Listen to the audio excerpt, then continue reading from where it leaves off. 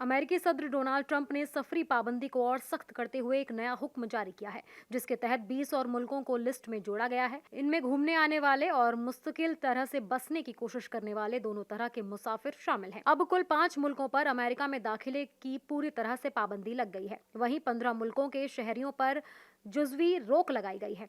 इसके अलावा अथॉरिटी के जरिए जारी सफर दस्तावेजों का इस्तेमाल करने वाले लोगों के सफर पर भी पूरी तरह से पाबंदी लगा दी गई है।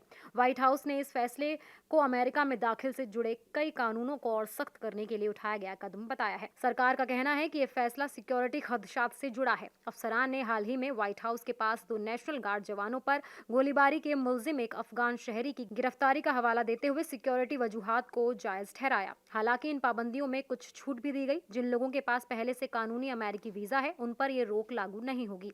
मुस्तकिल रिहायशी इजाजतनामे वाले लोग, सिफारतकार, खिलाड़ी और कुछ दूसरी कैटेगरी के वीजा भी इससे बाहर रखे गए हैं। अगर किसी शख्स का दाखिला अमेरिका के हित में माना गया तो उसे इजाजत मिल सकती है।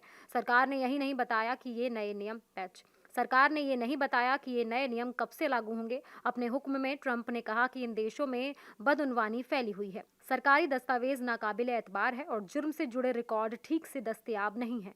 इससे मुसाफिरों की सही जांच करना मुश्किल हो जाता है। सरकार ने यह भी कहा कि कई मुल्कों के शहरी वीजा मुद्दत खत्म होने के बाद भी अमेरिका में रुक जाते हैं और कुछ मुल्क अपने शहरियों को वापस लेने से इनकार कर देते हैं।